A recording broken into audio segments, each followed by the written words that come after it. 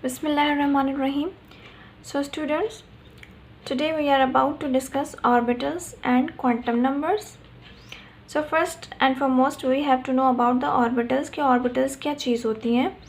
जब भी हम एटम की बात करते हैं तो हम कहते हैं कि हमारे पास एटम में न्यूट्रॉन और प्रोटॉन न्यूक्लियस में पाए जाते हैं, जबकि इलेक्ट्रॉन्स जो हैं वो शेल्स में पाए जाते हैं। Right, These shells are also called energy levels. हम उनको energy levels भी कहते हैं। Right. अब ये जो इलेक्ट्रॉन एनर्जी लेवल्स में होते हैं, बेसिकली ये एनर्जी लेवल्स के अंदर कुछ और सब एनर्जी लेवल्स प्रेजेंट होती हैं। सब एनर्जी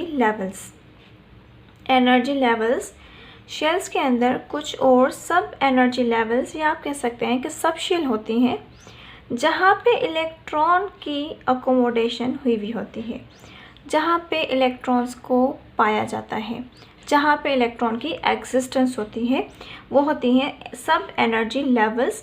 और सब एनर्जी लेवल्स के ही अंदर होती हैं।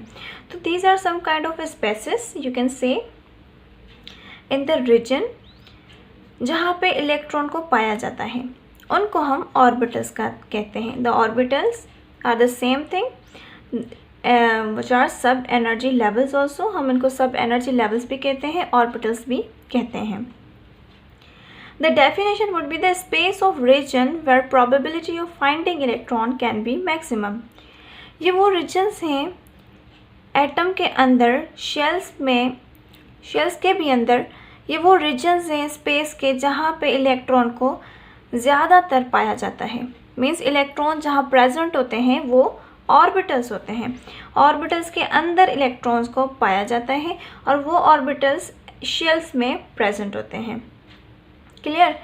फिर जब हम बात करते हैं इलेक्ट्रॉन को कैरेक्टराइज करने की, कि अगर हम इलेक्ट्रॉन को लोकेट करना चाहें, कैरेक्टराइज करना चाहें, उनकी कैरेक्टरिस्टिक को मालूम करना चाहें, तो फिर हमारे पास क्वांटम नंबर आ जाते हैं।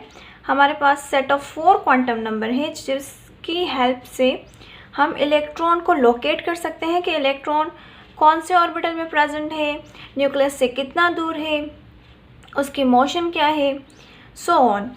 सो हम किसी भी इलेक्ट्रॉन को कैरेक्टराइज करने के लिए, उसको लोकेट करने के लिए इन 4 क्वांटम नंबर्स का यूज़ करते हैं। क्वांटम नंबर्स ये यूज़ होते हैं किस लिए? इलेक्ट्रॉन को लोकेट करने के लिए। वो कौन से 4 क्वांटम नंबर्स हैं? The first one is principal quantum number, the second one is azimuthal, the third one is magnetic quantum number and the fourth one is spin quantum number. सबसे पहले हमारे पास आ जाते हैं प्रिंसिपल क्वांटम नंबर। इसको हम n से mention करते हैं। ये प्रिंसिपल क्वांटम नंबर हमें बताता है कि जो आप इलेक्ट्रॉन लोकेट करना चाह रहे हैं वो न्यूक्लियस से कितना दूर है। जब हमें न्यूक्लियस से उसका डिस्टेंस पता चलेगा तभी हमें पता चलेगा कि ये कौन से शेल में प्रेजेंट है। ईजीली अगर आप इसको समझना चाहें तो n हमें बताता है शेल के बारे में कि ये कौन से शेल में प्रेजेंट है। 1 शेल में है, 2 में, 3 में, 4 में, n कैन बी 1 2 3 4। कौन से शेल में आपका इलेक्ट्रॉन प्रेजेंट है और उसकी एनर्जी भी। ऑब्वियसली जब हमें पता चलेगा कि ये कौन से शेल में है तो we can easily predict the energy. अगर वो लोएस्ट शेल में है एज 1 में तो फिर क्या होगा, उसकी एनर्जी कम होगी। अगर 2 शेल में आ जाएगा उसकी एनर्जी ज़्यादा हो जाएगी। ऐसे आप जैसे जैसे शेल के नंबर इंक्रीज करते जाएंगे we can also predict the energy. So that describe the distance from the nucleus. ये न्यूक्लियस से इलेक्ट्रॉन का डिस्टेंस बताता है कि न्यूक्लियस से कितना डिस्टेंस है इलेक्ट्रॉन का। उससे हमें पता चलेगा कि ये कौन से शेल में प्रेजेंट है। Right, that is indicated by n।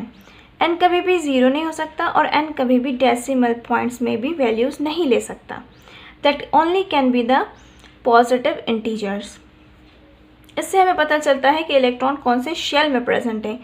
सबसे पहले हमें शेल का पता करना है, फिर हम ऑर्बिटल्स का पता करेंगे, फिर हम उनकी accommodation and then their magnetic and spin motion को फाइंड आउट करेंगे। सो सबसे पहले हमें पता चल गया कि n की वैल्यू क्या होगी, तो वही द नंबर ऑफ शेल होगी। फॉर एग्जांपल हमारे पास 1 आ जाती है तो इट मीन्स शेल हमारा फर्स्ट वाला शेल है।